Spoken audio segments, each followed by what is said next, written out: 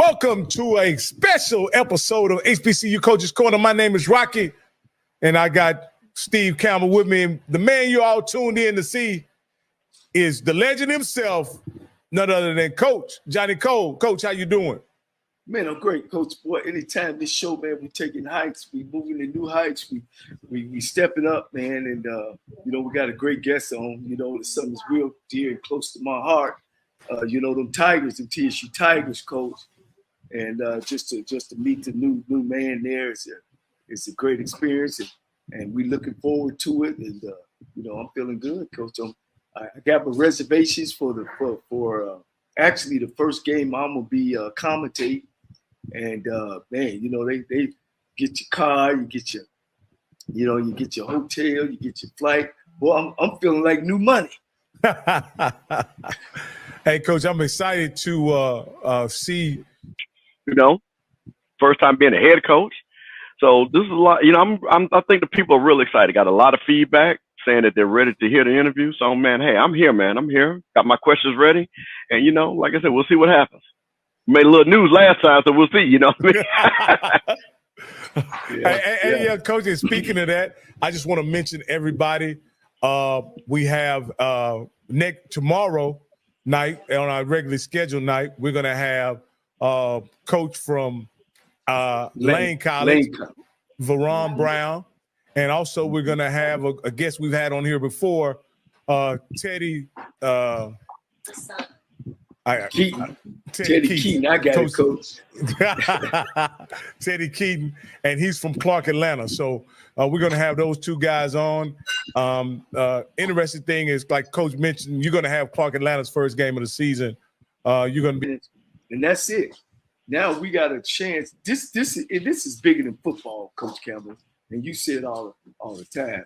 This is bigger than football. This is bringing African American head coaches in athletics out to the world, to the country, whoever's watching, and let them know that we got Nick Sabans, you know what I mean? We got great coaches, you know what I mean, that came up, and we're gonna find out all about that of some of these guys' tree, from which one of these coaches have came up underneath, and it's just exciting. It's exciting for me. Hey, Coach. Our guest has joined. He's in the green room. I'm just waiting for the thumbs up to bring him up. Okay, all right, and let him get settled in, Coach. I'll let you do the introduction, Coach Cole. Oh, good. Hey, this is I was looking to make a platform for you guys to sell your program, to sell yourself, because it just don't stop right here. Chris, looking at your resume, you bounce from spot to spot to spot. So, and that's important that we let our African American coaches have the floor and talk about their philosophy and that kind of thing. Because, at the PWI level, we don't get those opportunities, and you know that just as much as I do. So welcome to the show. We're glad you're here, and we'll let you get started, Coach. How you doing there at Texas Southern University? Things is going good. We're into our summer ball right now. We don't have nobody hurt, which is good. We have 110 players here on campus ready to compete for starting jobs. We don't have any starters. I don't care if he started last year or the last 2 years. Our job is to get the best 11 on offense, the best 11 on things to do, how to meet and stuff like that. Him and I talk almost every day. There's Pat Thomas, who coached me with the Oilers, who's our DB coach. Him and I got a good relationship. Rod Perry also there. So I just been leaning on the coaches that have coached me that I respect a lot. The 4 years I was at Baylor, Coach Browns that I've been talking. So I just been leaning on those guys that always pick their brains and see if I'm doing things right or wrong. And Bubba McDowell is another good friend of mine I've been picking his brain also. Okay, Bubba, we just had Bubba on last week, didn't we? Yeah. Well, I'm gonna turn it over to my other guys. Y'all go ahead. Hey, Coach, let me ask you this. You mentioned your time at Baylor. I'm here broadcasting from Waco, and I remember when you were at Baylor here, and you guys had some pretty I can't tell you that. It's not going to be no one man front and everyone else dropping. It's going to be a front. It's going to be a 4-3-3-4. You know, a 5-man front could run a bare front. We're going to have a variation of different fronts that we run. We don't want to be stale and just have one front or two fronts. We're going to have a variation of different fronts that we'll run and different coverages we run. But we can be very versatile. We got some very good athletes on the defensive side. They're interchangeable. So we can't, to be fair to them, we can't just run one front because all our guys are interchangeable. Now, Coach, you mentioned Art Browse is one of your mentors as well. Will you be running any elements of the Art Browse offense at TSU? Well, today's football is Art Browse offense. If you look at all the teams who do the fast-paced NASCAR, or whatever they want to call it, that's part of the Art Browse offense. So we're going to fall in line with everybody else. You know, we're going to do some of that too. Well, plus they're good listeners. So I told them we really don't need it changed because is a coach that important where you have to change it like that year in, year out? As long as you know you're the head coach and you're the offensive coordinator, defense coordinator, it doesn't matter what everyone else is knowing, as long as you know. The two coordinators I do have, they not only I can't call them we're our friends, but they're also great coaches. They're very they're technique-driven coaches. All the coaches we have on staff is very technique-driven. They believe in technique, hand-eye placement, where your eyes, where your hands, where your footwork. So every position is getting coached on the little things. Even from walking across the grass, don't walk across the grass, take the sidewalk. Even from in community service hours, we coaching them. You know, we're around these guys almost 20, almost 18 hours a day, and we constantly teaching them about life. That's a good philosophy. Coach, you definitely keep it. No, I say it's great about this job and got this job. So I probably wasn't man's choice, but I was God's choice, and that's all I need to be, God's choice. Yeah. Coach, you said you prayed on the job. Were you always interested in this job? I was interested in being a head coach. Yes, sir. You know, I've been just a head coach. I've been a coordinator. I've been defensive back coach. I've coached at almost every level. I think I'm the only. My claim to fame is the only person that coached on all the FLs: USFL, XFL, NFL, CFL. You know, all the FLs I've coached in. So why not move up to be a head coach? I was poised to be the head coach. I was ready to be head coach. I had so many great mentors who have talked to me over the years of things to do and not to do. Even Larry Kursky, who was a receiver coach there at the Texans, you know, he told me, he said, I think you're ready to be a head coach. Your next step is to be a head coach. So, and that was the next step, and that God put me here and to be the head coach of Texas. To be leaders on your team. Well, sir, you pointed right on to be leaders. You know what I'm saying? I'm asking Jace to be a quarterback. I'm not asking him to be a receiver or running back. I'm asking people to do their job. You have a job, you took the job, and then do your job. That's all I'm asking. I'm not asking for you to be a superhero, to be Batman or Superman or nothing like that. I'm actually to be a football player. And as football players, we have a job to do and to do the job. If you're a quarterback, you can control the game. You get the ball from the center, you either throw the ball or hand the ball off. If you're a receiver, you either catch the ball or you block. So I'm asking people to know their job and do their job. It's simple. Football is simple if you really look at it. I think coaches and people make it complicated by wanting guys to be something they're not. Now, Coach, I'm going to follow up with one last thing since we're talking about players. I'm looking at your recruiting class, and it looks like you didn't go heavily in the portal. It looks like you said, you know what, let me get some freshmen that I can coach and train up. Why was your philosophy compared that you're in the city of Houston? A man from making a decision. He made a decision was best for him and his family. And he was able to leave and get up there with Eddie. So that's good for him. Yeah, so you did have a chance to try to hold on to him, and but it just didn't. He made a decision that's best for him, and I'm happy with the decision he made.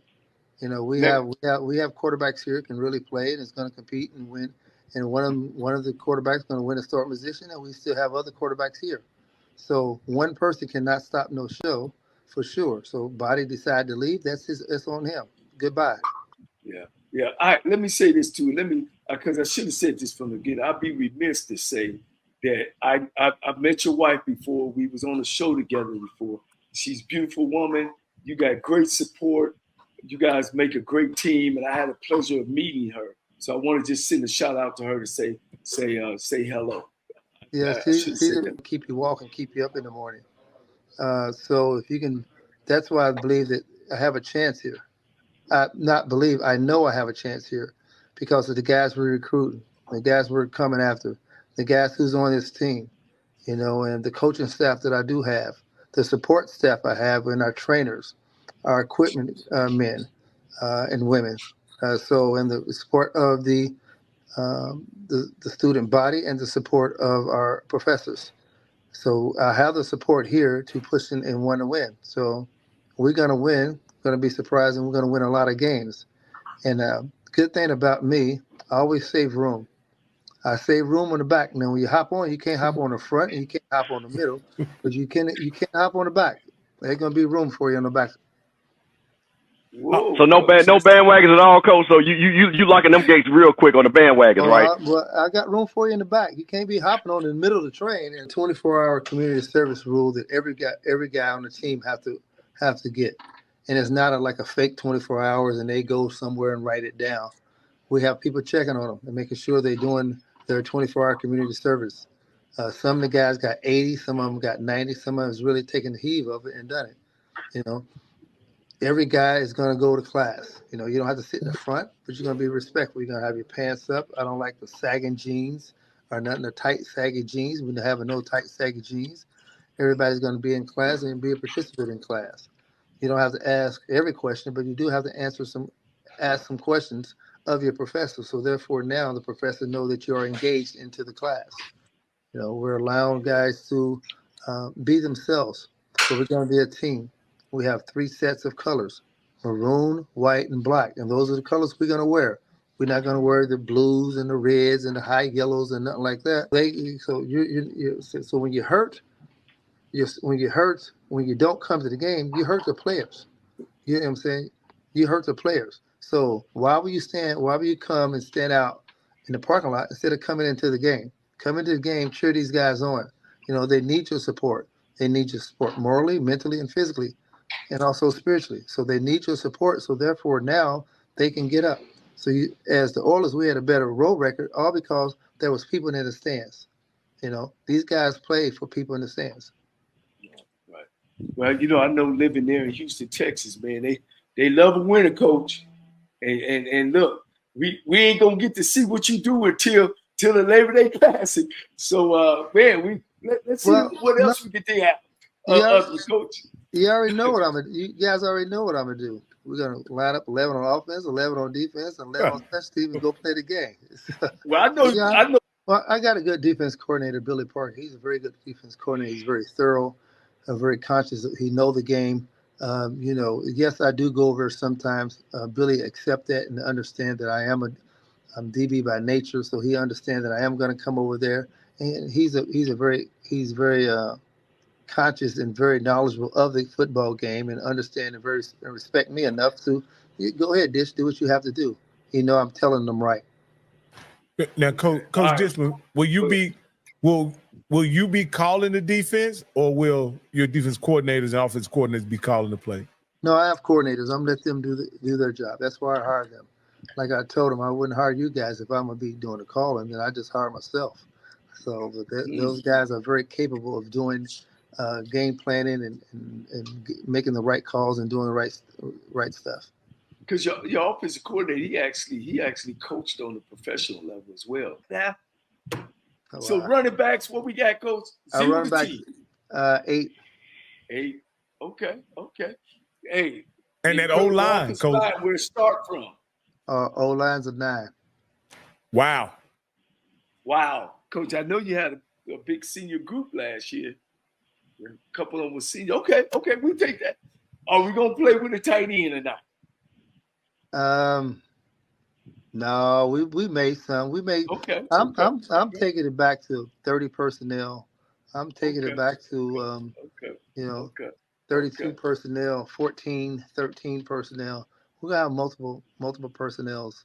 You know. All right, let's move to the defense. I thought number 0. I can't call his name. If we can find his name, Steve, last year. I thought he was offensive lineman. We had him playing defensive tackle. I think it's 3 techniques. Like that to help your alumni, to help you have that winning program. That I know that you're going to push Texas up, because I went to FAMU, and one of the things that we understood really quickly is that we had to come as alumni to support the coach. and give you guys what you needed to be successful. So as you got your alumni, and I'm talking about a powerful alumni group, you're talking about doctors, lawyers, engineers, and things like that, pharmacy. So tell those alumni, what do they need to do to get you to that 10? just money, period, coach. Just money, period, coach. Yeah, as you know, today's football has changed. Today's football is a business. In order to run a business, you have to have money. Yeah, so in order to run a business, you have to have money. You have to have money backing. You can't go NIL deal with no money in the NIL pot. You know what I'm saying? So everyone's talking about, oh, we need to go get NIL deals. Well, how you go get NIL deals with no money in the pot? So we need that. We need that golden pot at the end of the rainbow. That's what we need, like that. He's very charismatic. So, he know how to deal with the players, and he know how to recruit. He know how to go and get funding. Yeah. Now, were you aware, Chris, of the situation? How much were you aware of the situation that Texas Southern is in? We have a weight room there that have been sitting almost 2 years. Were you aware of that? Is it now in functioning, or do you get a chance to use it? I was aware of everything that was going on, as far as when I was going through my interviews. I was aware of that. This is a great opportunity for me to grow. It's a great opportunity for me to show my patience. I'm not a very patient person, but here you have to be very patient. So God has put me here to do his work, and whatever way he called me, then that's the way football game. That's right. So I don't care if the weight room never open. I don't care if it's never get function. My job is to win football games. And like I told our guys and our coaches, we only can control what we can control. Don't go out and say, oh, well, you don't have. Don't be crying what we don't have. What we have, use it to its fullest until it breaks. And that's what we're doing as staff. You know what I'm saying? We got a very good staff here. No one's a whiner. Everybody's a grinder. We're going to grind to the end, and what happens, happens. We can't control the weight room. We can't control the building we're in. Johnny, I think we're probably in the same building when you was coaching here. You know what I'm saying? So if you know this, Hey, I'm probably Chris, sitting in your chair right now. Is this your chair? I had some Italian leather up in there. Is that Italian leather? What is that? Well, I don't know if they must have got rid of the Italian there. The president got your chair, Johnny. Yeah. Hey. So I know there's a lot of letters out there that you can call out, but I just wanted a head coaching job, and I was ahead of this opportunity. I got choice here to get this opportunity to coach. Coach, man, being an HBCU guy myself, and you're a PWI guy, like you say, they all letters and stuff. Sometimes it kind of sets us back out, because we choose to go to black colleges, and I'm pretty sure. I don't know, did a black college, even HBCU college, recruited you out of high school? No, they didn't. You must have been one of them 5 stars. Well, like I tell my coaches, if you never ask, you never get. That's right. So if we never offer, if we scared of 5 stars, we don't need to be coaching. So I'm not scared to go out. I'm not scared to go out and recruit anyone. I go out at 5 stars, 4 stars, 3 stars, 2 stars, or 1 star. Yeah. But as you gentlemen know, it's not about the stars. It's who's a humble individual. I'm not a know-it-all individual. I'm always asking for help. Always asking for. If I don't have the answer, I'm not ashamed to say I don't know. I tell the guys all the time, if I don't know an answer, I'm smart enough to go and get the answer. That I am. But if I don't know the answer, I'm not going to bullshit you and say I know the answer. I'm going to go get the answer and bring it back to you. Hey, such person said it's this way. Coach Nichols, who's here, who's my right-hand man. I'm always going to him and asking him different questions. And I say, Coach Nichols said that we can do it this way, we can do it that way. So, I'm saying it's a team. It's not a me, and it's not an I. It's a team. As a staff, we work as a team. As a team, we work as a team. I tell you, Coach, talking with Bubba McDowell, talking with Eddie Robinson, now talking to you. Now, y'all all played together in the same defense, right? Yes, sir. Yeah. Man, I mean, that has to be a good feeling, But I'm gonna ask you this, Coach. Now, your boy is gonna be across the field. Your boy Bubba McDowell, first game. Coach, how good would it feel to be Bubba that first game? Are you gonna trash talk with Coach if y'all get that W? First of all, yes, when we beat Bubba the first day, and we're going to be very happy. Bubba already told me that it's not a rivalry. I keep calling it a rivalry. He said, Dish, you got to stop calling it a rivalry because it's not a rivalry. I said, well, why you say that? He said, because I've been kicking you guys' ass for the last 9 years, so it's not a rivalry. Whoa! See? There we go. That's what we need to hear. See, that's the swag right there, coach. Y'all hear that? Y'all better That's the swag, coach. Yeah, so it's not a rivalry, so I can't call it a rivalry. First of all, Bubba and I are great friends. He's like a brother to me. So I respect him dearly. So, but when he's on the other side of the field, I want to win, just like he want to win. So I don't think that makes sense. Because you beat Prairie View and lose all the rest of the game, it means you're 1-10 or 1-11. If we lose against Prairie View and win the rest of the games, it means you're 11-1. I'd rather be 11-1 than 1-11.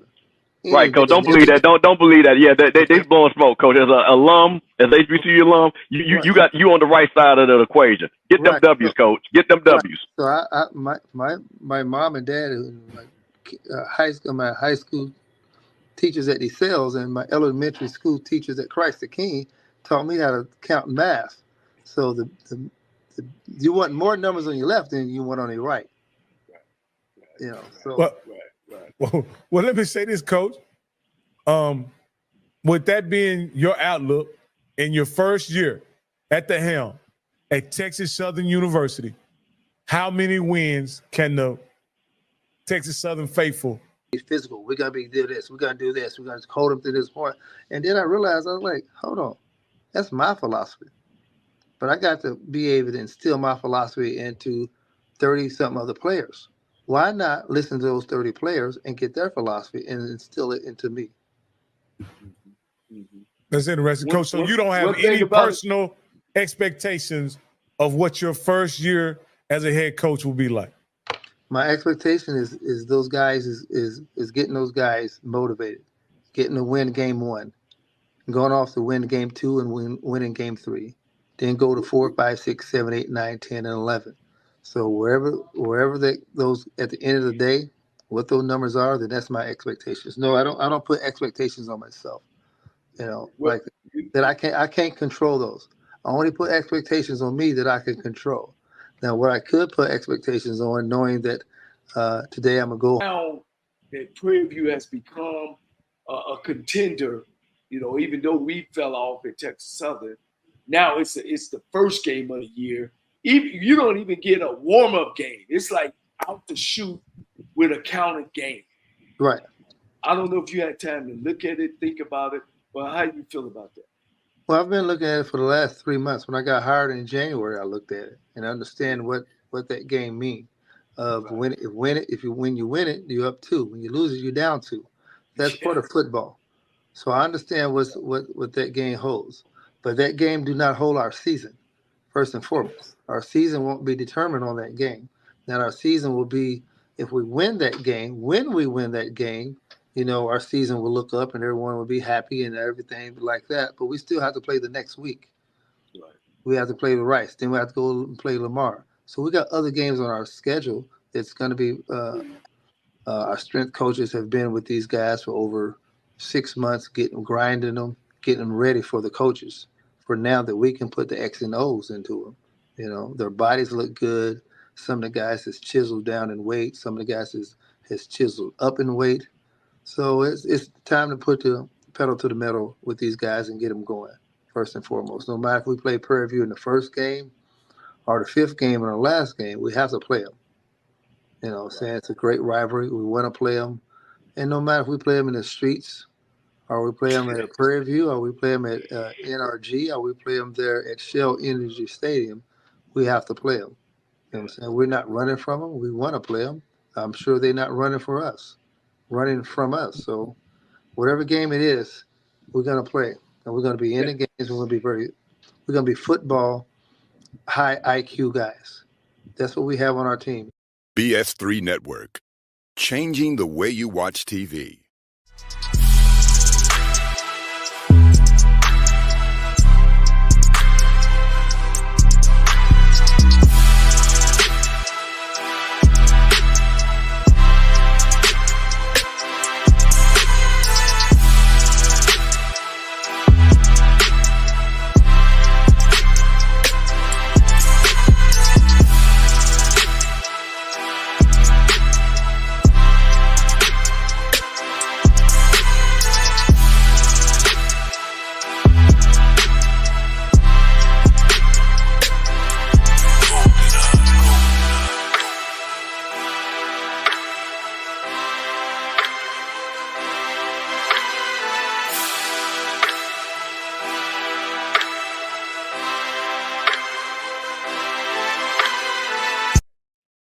on and play in the Celebration Bowl. But the situation is, Coach, you got to admit now, Coach. You got there late, Coach. You got there late. You got in there late, Coach. We can't live on the excuse, and that's why I keep telling my players that we can't live on no excuses. Late, early, wherever I got here, I'm here. Wherever you got, you here. So you got to make the best of it and move on. Hey, Coach, your predecessor was given 5 years to turn around the program, and unfortunately, to Coach Cole's heartbreak, he wasn't able to do it. Are you expecting to be given that same runway to change the program around? Have you been assured by the administration or anybody involved that you'll get that same kind of patience? I don't need no assurance from men. I don't deal with men. I deal with God. And my assurance with God is where I ride at. You know what I'm saying? No man can do nothing for me or against me. Not at all. So my dealing and prayers are with God. What they give me is what they give me. I don't care about that. I'm not as patient as I'm trying to turn around in 1 year. I'm trying to win the SWAC in 1 year. I'm trying to go to the Celebration Bowl, and whoever come out the MEAC beat them. So that's my. Say it again, Coach. I like that. I like that, Coach. See, that's what I want to hear, Coach. I want to hear some bravado. I want to hear that. I wanted to interview the guy that would be on 3rd and 7 in front of that Pittsburgh Steelers wide receiver, foaming at the mouth, jamming and making sure he wouldn't get off the line of scrimmage all the way, whether it was Lewis Lips, no matter who it was, you was going to jam him all the way into the benches over there. That's the guy. And then some.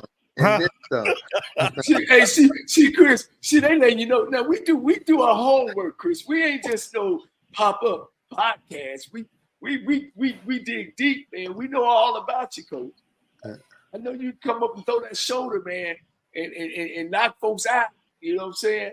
So we know about you, Coach. I just, like you said, there's no excuses. You here,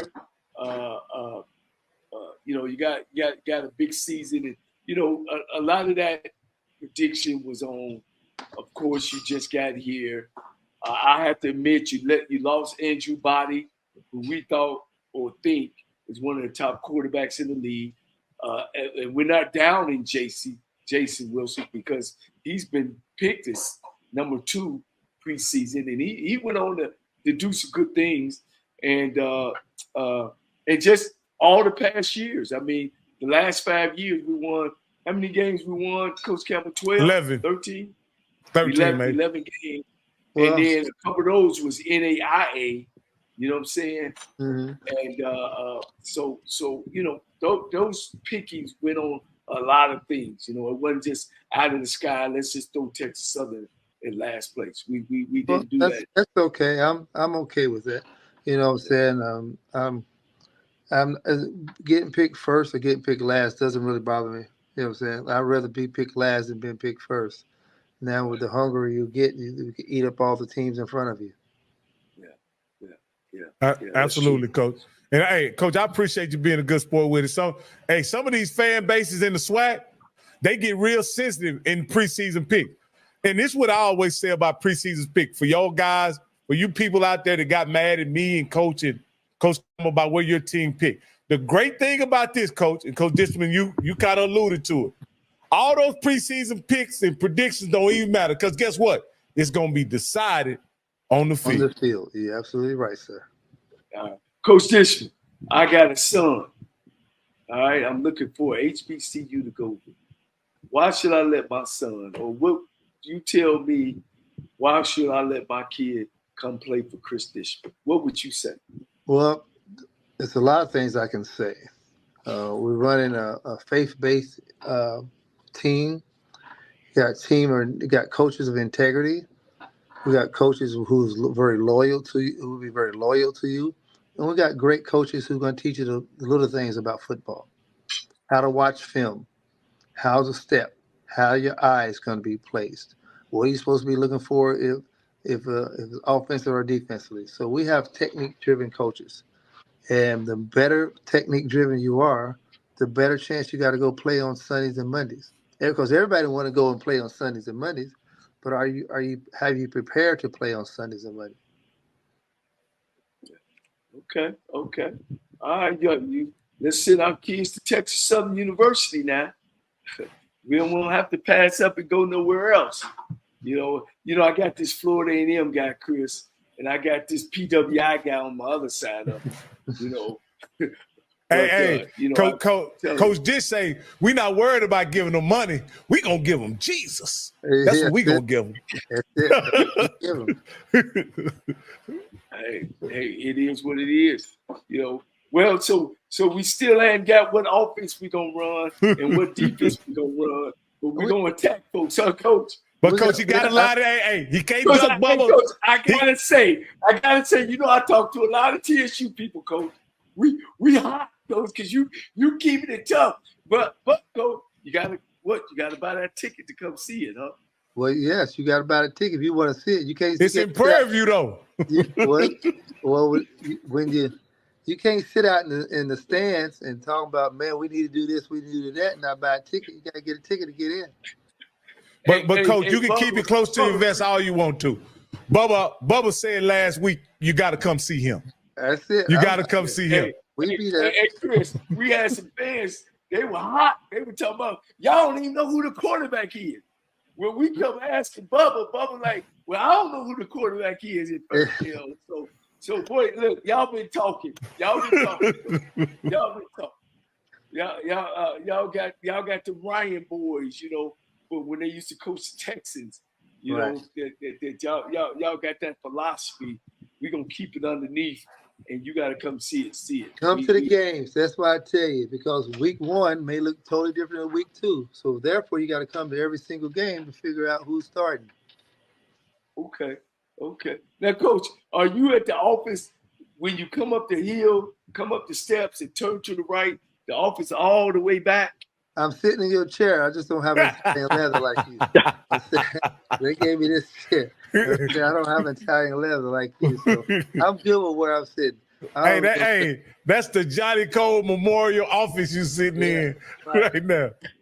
Hey man, y'all better call Mattress Mac or somebody. Hey, what up, Texas Southern alumni? We get down your coach that Italian leather chair. He already said it. No, I don't need that. Let's get him a chair. Let's cut him a check at the same time. A chair to check. Right now, you can give me a lawn chair. I'm good. Hey, Coach, are you? I gotta say this, guys. The Maroon and Gray Club they got an event in 11 days away. I need your support. I need you all to buy your tickets. If you can't come, please donate to the cause.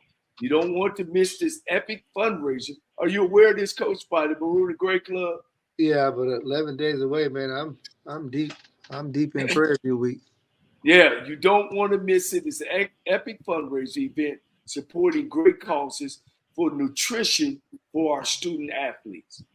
So it's the Tiger Renaissance Gala, presented by the Maroon and Gray Alumni Chapter. So I want to make sure I put that out there. And I'm going to go ahead on and buy my ticket, even though I'm not going to be able to make it. But, man, that's great, Coach, man. I feel our program is in good hands, Coach. Again, one day maybe we can sit down and chit-chat, Coach. Because let's make it look clear, Coach. I'm the only one that ever done it, Coach, in 50 years, Coach. So I think you're on the right path, Coach. Somehow. We have to change that somehow, because you can't be the only one. That's why you got the Italian leather. Maybe I need to get the Italian leather. That's why they gave it Italian leather, because you was the only one that done it. So when I do it, I can get out this lawn chair and get mine. Yeah, go. I had one of them consoles where the TV came up out and up and down. I don't have that. I don't have that. But you're gonna get that, Coach. Texas. Coach, you played in Houston. One thing about Houston, Texas. I think it's 27 or 25. I know it's a 14-inch. I'm on a 14-inch TV. That's all I got. One thing about Houston, Texas, Coach, if you win in Houston, Texas, they gonna come out, Coach. I agree with you on that. I got a 14-inch Houston, Texas, love a winner. That's all I need right there. My lawn chair and the 14-inch TV. Coach, don't make me make some calls now. Get you some 45, 50 come up in there tomorrow now. No, hey, go ahead and make it. Feel free. Feel free. Excuse me. I'm not gonna turn it down, but for now I'm enjoying my lawn chair and my 12-inch TV. All right, Coach. Look, I'm gonna make a call tonight. I'm gonna see if we can't get you a bigger TV up in there, Coach. Yeah, get a bigger TV. We don't do that in Texas Southern. We got folk out there to do some real things, Coach.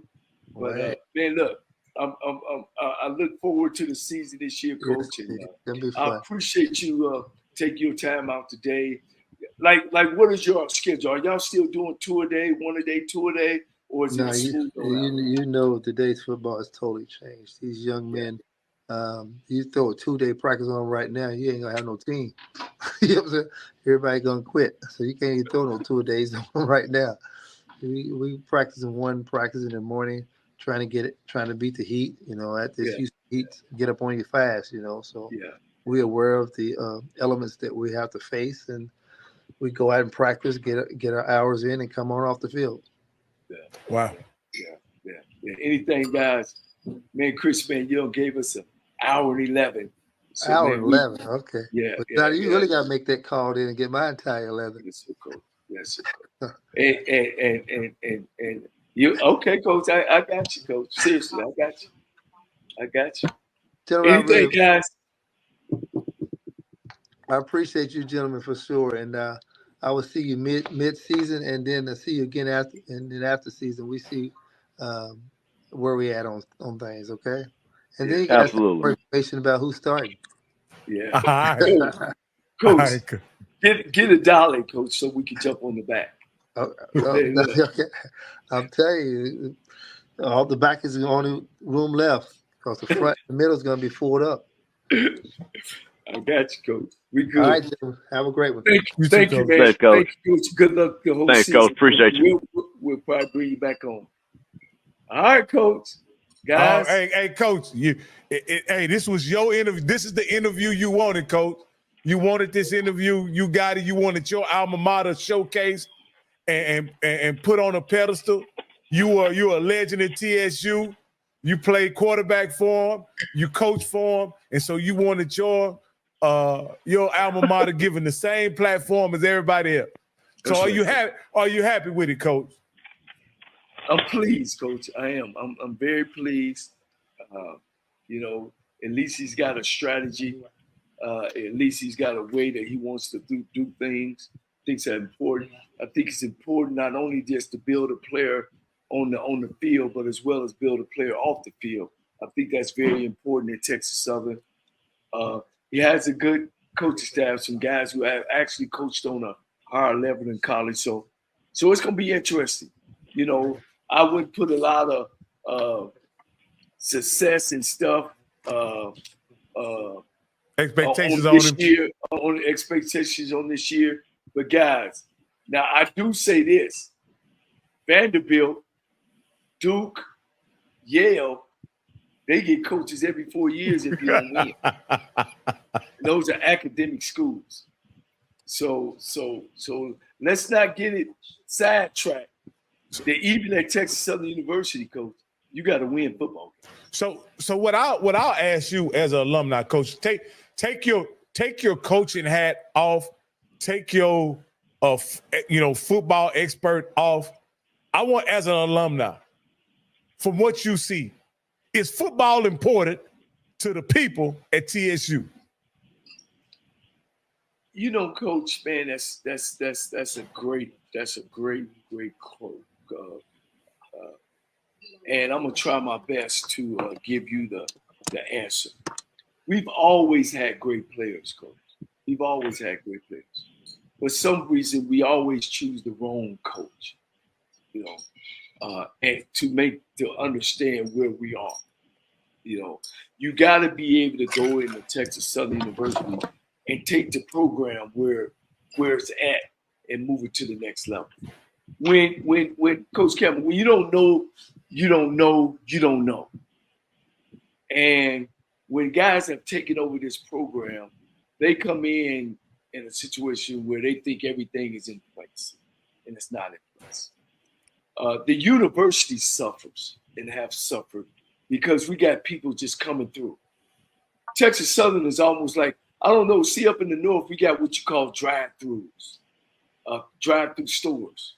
Y'all ever seen a drive-through store where you drive your car through and say, give me some of them chips, give me a 6-pack of that beer, and give me some of them Benjamin Hedges, and then you drive on out. Well, that's what we've been hiring in these places. We've always came from the outside. We've hired outside presidents, outside athletic directors, outside head football coaches, outside. And we don't hire people that's ready to roll your sleeves up, already know where the restroom at. We don't need a guy finding the restroom. We need people in Texas Southern that already know where it's at and already know where the problems that we deal with. That's a close friend of mine named Rudy Johnson, who played in my backfield, who's now a CEO of this corporation. He's making about $405,000. He's gave the school $2,500. They donated school and wanted to come back and talk with the school. Coach Campbell, with what you do at Florida A&M, if somebody at Florida A&M don't reach out to Coach Campbell, how does that make you feel? Well, that's the thing, and that's the reason why. But here's the thing, Coach. It's two sides to it, right? You went to the school, and I'm not talking about you as in literal, but I'm talking about the alumni. You know what your school needs also. It is up for the alumni to stand up. Because if you want a championship program, and you know Texas Southern is in Houston, Texas Southern is in Texas, there are players there. So the question is, are you ready to make the commitment like they've done in basketball for over 60 years? Okay? They've made the commitment in basketball. So the question I'm asking all the Texas Southern alumni, and I'm talking about, man, I got friends that went to Texas Southern, man, big, like you said, big time alum making big money. The question is, when are you going to say, you know what, we're going to invest in the program. We're going to go to the coach. You got a lot of coaches out there that play football, that are high school coaches all over the state, and say, let's start bringing these guys in. Let's start, Coach, to your point, let's bring the alumni players back. Let's get them that field. You got to, Coach. You got to. Because I'm going to say this, all HBCUs, a lot of, especially if you're at a Texas Southern level, that's why I asked Coach, I'm going to tell you the thing that was interesting to me. Being that it is Texas Southern, I thought he would go heavy in the portal to really go with. And I was really shocked when he said, no, I want to get kids. We got all these high schools around Houston, and I want to build my program that way. Because to me, and again, I don't know anything. I want to be very clear. I'm never going to tell a coach, but it is Houston, Texas. So to me, it looks like that would be a great portal play to say, hey, you can come to Houston. All these beautiful women on this campus and everything, this great education. So I did find it interesting that he said, you know what, I'm going to build my program through high school players and things like that. Man, I got it. I want to take 10 seconds out. Man, I'm sitting with my family here, and they eating. Mama don't came and took some. What she cooked over there? Well, all I hear is the plates just scraping. What they have to do? Well, yeah, look, say something for me. But I was bringing up that, Campbell, to say we haven't reached back out to Rudy Johnson. You see what I'm saying? He don't wrote a check, Coach. Here you go, AD, or here you go. And he played there. And we do that to our alumni so much, Campbell, because I'm saying that to you because you're a big. Here's what you do have at Florida A&M. Everybody loves a winner. Florida A&M ain't really never had no just down season every year. Y'all down in basketball, right? But that football program has always been a winner. And people love football. Well, in Texas Southern, our basketball team has always been a winner. Absolutely. Our football has been a winner. So we don't at Texas Southern hire the right people. Not saying CRIS DISHMAN is not the right person, but everything starts from the top. And we're in a Republican state. Everything starts from the top. And I've been around Texas Southern for 40 plus years, Coach. And we still doing the same old thing. Got our hand out. All right, well, what are you doing for the alumni? We live in that big city. We in that big city of Houston. We got to get out from the third ward and go out there and start bringing people in. And all we ever talk about is Mike Strahan. Mike Strahan. Do you understand, Coach? In 1998 and 99, I'm sorry, take that back. 88 and 89 and 1990, when Strahan was there, he was not our best player. We signed 22 guys in 2 years. 22 guys got NFL contracts. But that's the only person who we talk about. Well, what about them other 21 players that we can ask to come back and just to be around the program? So, and we speaking about Texas Southern. Yeah, Coach. yeah. Your school. My school, Coach. Texas Southern, my school. Kenny Burrows. See, I talk about Kenny Burrows, who we finished Kenny Burrows and Michael Holmes picked in the top round, Rocky, in the 70s. And then all the great players we had in the 80s and the great players we had in the 90s.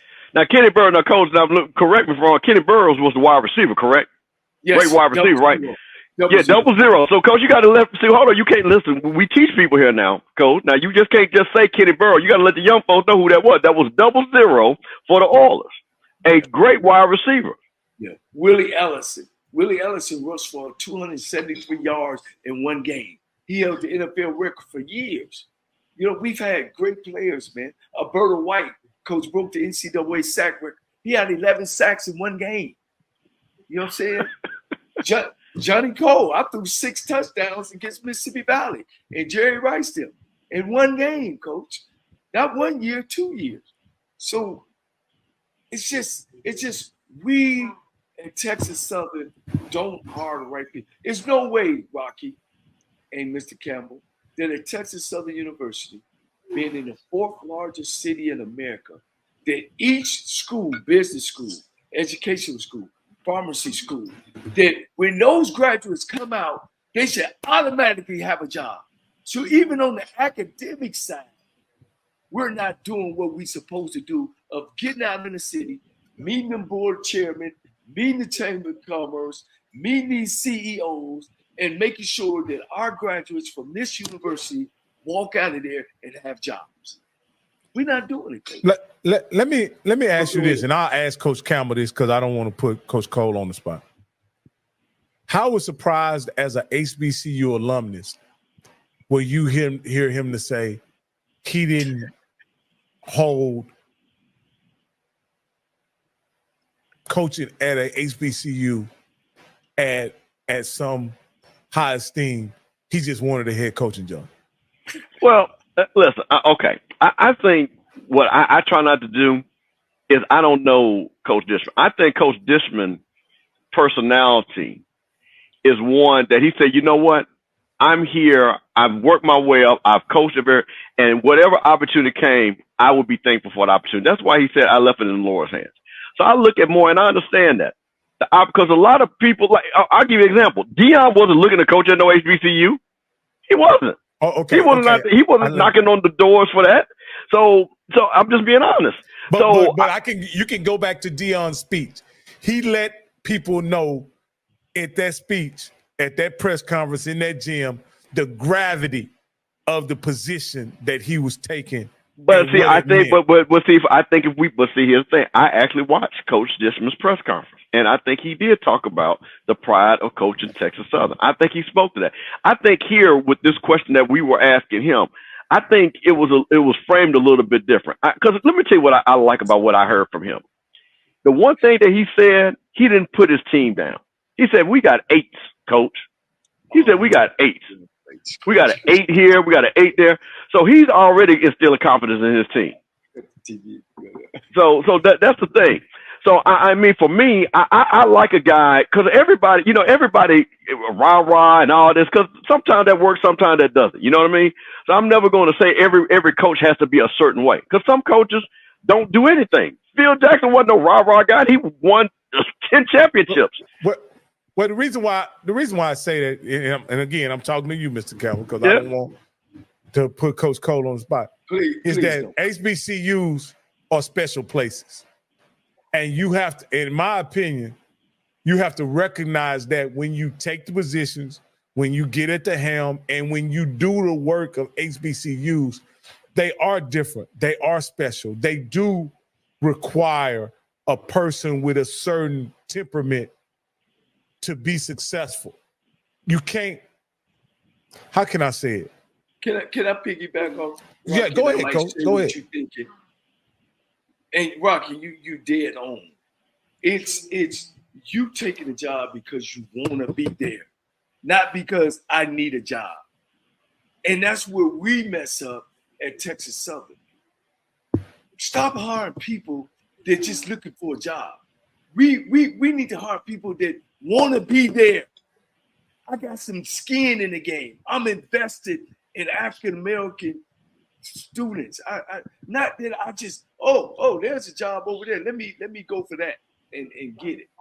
And please don't take it I'm talking towards Coach Dishman, because this is my first time ever even talking to him.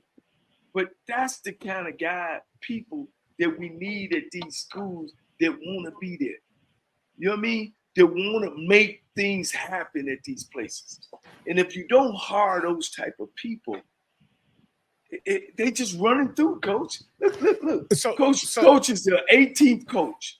He's the 18th coach, and we started playing football back in 1947 or 1950, I think. So do the math. I'll do the math. Somebody can do the math. So we're the 18th football coach. That's a lot of coaches coaching. Coach, and I'll just say this. I'm not – this gentleman was speaking to my comment about Deion, right? He said, then he left. Coach Deion, Coach Prime, Deion Sanders got an offer that was for $5 million. Official AD, you'll leave your job for $5 million too, okay? So let's not cap. Let's not cap official AD.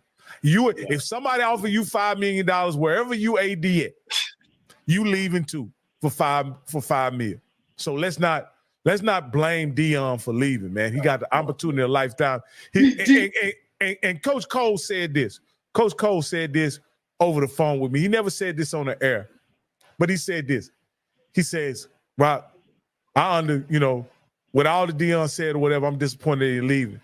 But he owed it to his family to take that money and go coach in Colorado. He said, for you can forget the HBCU stuff and all that. He owed it to his family to take that opportunity and try to transform his situation. And that's what this coaching situation is about. Nobody's here to stay if you could do something better for your family. You owe them that. Deion had no ties to black college, HBCU. He didn't go to none. None of his kids went to none. He had no ties. He had no reason. Yeah, he sold everybody some tickets. That's Deion Sanders. You know, he said God sent him here. He said whatever he needed to say to get what he got. You know what I mean? If you believed all that and you fell into that bag, then so what? But I'm saying that we need to be able to hire people, go out and hire people, they out there, who wants to be on the HBCU level. You know what I mean? And if not, we need to stop hiring people that just passing through. And hell, I take a step. We just hired a president right now. Never been on an HBCU level. Never really been at a big school. And he's got a Navy background. And we hired him to come, and he's out in the East Coast, and we have hired him to be our president. When we got another guy that actually went to school when I went to school, that travels all over the world, named Byron, and we don't even get an interview, guys. He's an Omega. He was over our faculty when he was there, and he doesn't even get an interview for the presidency job. He has a doctor's degree. And he don't even get an interview. And this has happened over and over at Texas Southern University. And that's why we can't ever put our claws in the ground. Well, Coach, listen, I'm going to tell you something. Well, here's the thing. FAMU people get a lot of flack for being loud. But see, one thing about being loud, you get heard. So what I'll say to you guys is the same thing that FAMU people have told everybody in this way. You might not like how we do it, but you hear how we do it. We're going to let you know how we feel. And because we do that, at least it's on us. Like I say, put it on me, baby. When we say we want this certain coach, and I'm gonna tell you something, when that president situation comes up, they're gonna get loud about that. Now we might not be able to control as much as the coach situation, but that's the thing about it. I'm gonna say this again. You're talking about Texas Southern, who has one of the premier law schools for black people. Okay, we're talking about where we got black judges. Thurgood Marshall Law School. So my thing is not the alumni and the talent of the alumni. It's about the effort that the alumni choose. And I'm saying, because we're watching this show, HBCU Coaches Corner with Johnnie Cole, we got a bunch of things. So now I'm going to set the challenge like I'm going to do to all these alumni base. I want all these schools to be great. The only way they're going to be great is if the alumni say, I want my school to be great. Because the one thing I will say about Deion, and I'm going to give Deion credit, he made everybody step their game up. Jack State came out with their nice suits. Now everybody came out with their nice suits.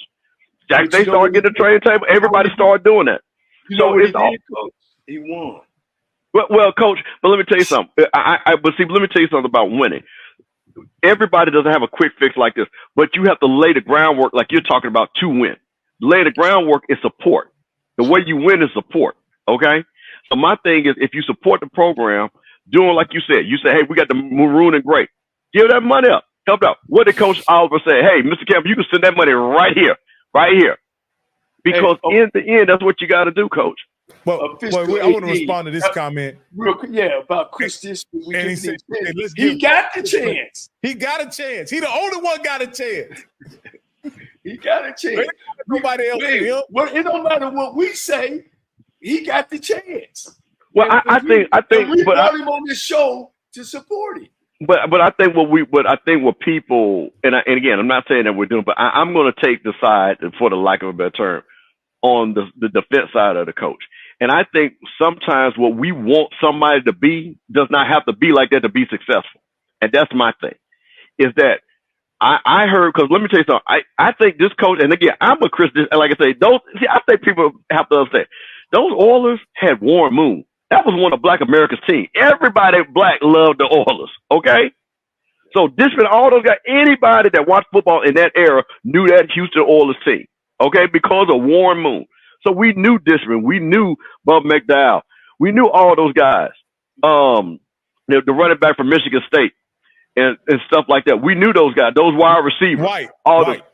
Lorenzo White. So we knew that team. So my point of it is, I think this guy kind of plays the way he was a silent assassin, man. Chris Dishman got in your grill. Like you said, Coach, he got in your grill and you didn't get away from that dude. So I think he kind of has that quiet confidence to say, hey, listen, man, I'm not Deion. I'm not this guy. I'm me. And I'm talking to my players, and I'm going to build my players through faith, hard work, and being successful, being a man. And like I say, and that's what we're going to see. Like I say, now Texas.